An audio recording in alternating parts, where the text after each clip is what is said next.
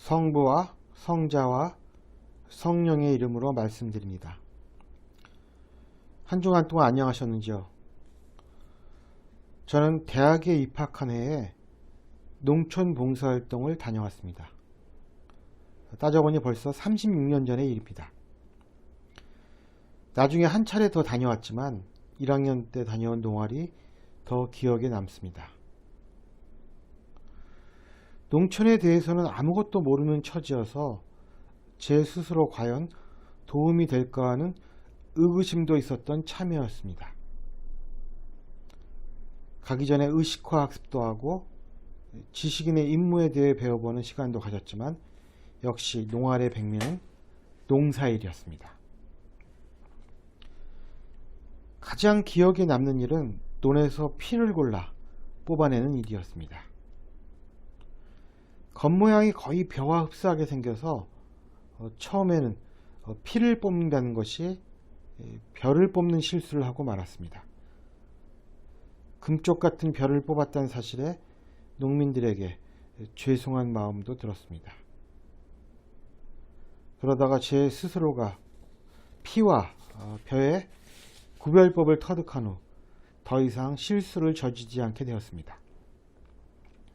제가 터득한 방법은 피의 녹색이 벼보다는 더 짙다는 것, 그리고 벼보다 훨씬 질기고 강한 뿌리를 논바닥에 내리고 있다는 것이었습니다.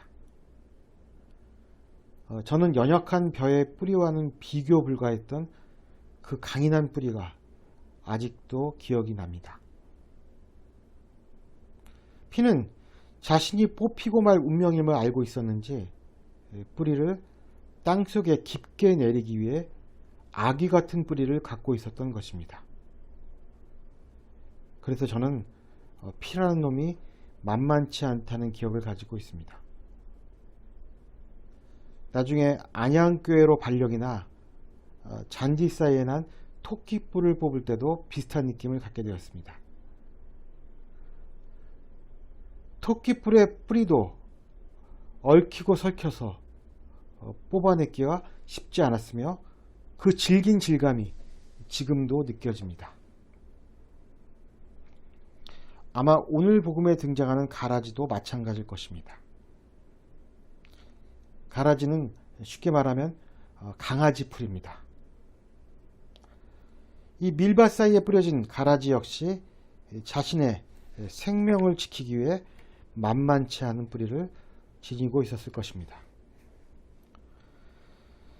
사람에게는 불필요한 피, 토끼풀, 가라지가 하나같이 강인한 뿌리를 지니고 있다는 점이 우리에게 시사하는 바는 무엇일까요? 어쩌면 악의 뿌리가 선의 뿌리보다 강하다는 의미일까요? 오늘 복음에서 예수님은 밀과 가라지의 비유를 들어 하늘나라에 대해 말씀하십니다. 사람들이 자고 있을 때 원수가 밀밭에 와서 가라지를 뿌리고 갔다. 밀이 자라서 이삭을 팼을 때 가라지도 드러났다. 많은 학자들은 마테오복음을 기독교인의 교육 및 신앙 훈련을 위한 교회 교과서라고 부릅니다. 즉, 이 복음이 쓰일 당시에는 이미 교회가 존재하였고 그 구성원들은 주로 이스라엘 사람들이었으며 유대교회 모세오경처럼 기독교에도 그런 권위 있는 책이 필요해서 이 복음을 기록했다는 것이 정설입니다. 따라서 마테오복음은 다른 복음과는 달리 예수님의 행적보다는 예수님의 말씀과 설교를 위주로 기록되었으며 그것이 이 복음서의 특징을 이룬다고 학자들은 말하고 있습니다. 따라서 벼와 가라지의 비유도 교회 공동체 안에서 일어나는 일을 비유한 것으로 보면 무난하리라 생각됩니다. 세상뿐만 아니라 교회 안에서도 밀과 가라지가 함께 자란다는 사실, 아마도 이러한 현상을 처음 접했을 때는 모두 충격이었을 것입니다. 저 역시 세상 사람보다 못한 그리스도인을 통해 충격을 받은 사람 중에 한 명이었습니다. 지금은 기독교인 전반에 대한 불신이 퍼져서 걷잡을 수 없는 상태가 되었습니다. 개독이라는 빈정거림은 일상이 되어 어디 가서 교회 다닌다고 말하는 것이 어려울 지경입니다. 따라서 벼와 가라지가 함께 자라는 교회는 엄연한 우리의 현실입니다. 마테오에 따르면 역사가 닿을 때까지 교회에는 참 기독교인과 사이비 기독교인들이 공존합니다. 마테오복음 22장의 혼인잔치에 비유해서 임금이 사람들을 혼인잔치에 초대했으나 예복을 차려입지 않고 온 사람에게 이렇게 말합니다. 이 사람의 손발을 묶어 바깥 어두운 데 내쫓아라. 거기서 가슴을 치며 통곡할 것이다. 부르심을 받은 사람은 많지만 뽑히는 사람은 적다. 이처럼 교회 안에도 참 그리스도인과 사이비 그리스도인, 거룩함과 부정함, 성스러움과 속됨의 구별이 필연적이라는 것이 마테오 복음이 바라본 교회의 현실이었던 것입니다.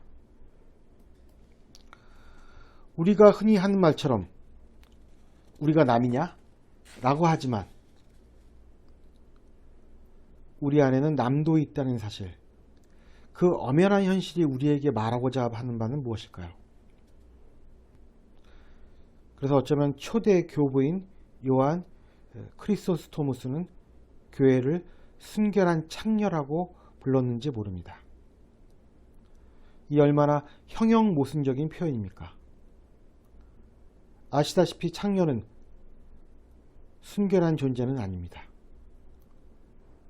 진정 교회는 진실과 거짓, 선과 악, 아름다움과 추함, 성과 속이 뒤범벅된 곳입니다. 그것은 마치 한 개체인 우리 자신이 그러한 것과도 흡사합니다. 인간의 태생 자체가 하나님의 입김이라는 영과 흙이라는 물질, 즉 상반된 것으로 만들어진 존재이기 때문입니다. 따라서 이 독서인 로마서에서 사도 바울이 말하듯이 개인뿐만 아니라 교회도 육체를 따라 살면 죽고 성령의 힘으로 육체의 악한 행실을 죽이면 사는 곳입니다. 그러나 그렇게 하지 않은 사람들도 존재하는 것이 바로 교회입니다. 그래서 교회는 순결과 세속과는 구별되는 거룩함을 지향하지만 결국 제자리 걸음을 하는 운명의 그물에서 벗어나지 못하고 있는 것인지도 모릅니다. 작금의 기독교가 욕을 먹는 이유 중에 하나는 기독교인 자신은 성화되지 않은 채 형식적으로 성과 속을 구별하고 타인을 속으로 몰아붙이는 배타적인 집단이 되어 사람들의 거부감을 불러일으킨다는 점입니다. 그러나 확실히 성과 속의 구별은 분명히 있습니다. 하느님을 쫓아 살려고 하면 성스럽게 되고 세상을 쫓아 살면 자기도 모르게 속되게 되는 것입니다. 그리고 세상은 하늘보다 뿌리를 깊게 내리기 쉬운 곳입니다. 그러나 생각해보면 가라지도, 피도, 토끼풀도 자기 나름의 용도가 있고 일생이 있습니다. 하느님은 악인들도 허락하셨습니다. 즉 이들이 세상에 존재하는 이유는 바로 창조주의 의지에서 비롯된다고 생각합니다. 그러나 가라지가, 피가, 토끼뿔이, 밀과 벼, 잔디 사이에 피어나면 이들은 가차없이 폐기되어야 할 존재가 되어버립니다. 예수님 역시 이들을 뽑아버린 구별됨에 동의하십니다. 그러나 주인이 예수님이 종들과 달랐던 점은 그것을 뽑을 시기였습니다. 종들은, 제자들은, 그리고 우리들은 급한 마음에 저희가 가서 당장 뽑아버릴까요? 라고 말할 수 있습니다. 속전속결이, 성격이 급한 것이 인간들의 문제 해결 방법이기 때문입니다. 하나님이 가롯 유다를 허락하신 것처럼 가롯 유다가 예수님을 배반하는 자신의 역할을 다할 때까지 기다리신 것처럼 교회의 가라지도 역할이 있을 것입니다. 매기 효과라고 있습니다. 매기에게 먹히지 않기 위해 피하다 보면 육질이 좋은 물고기가 되어 있다는 이야기입니다. 어쩌면 가라지는, 악인들은 우리에게 매기의 역할을 하는 것은 아닐까요? 주님께서는 우리가 다치지 않고 튼튼히 자랄 때까지 가라지를, 악인을 인내하시는 것은 아닐까요?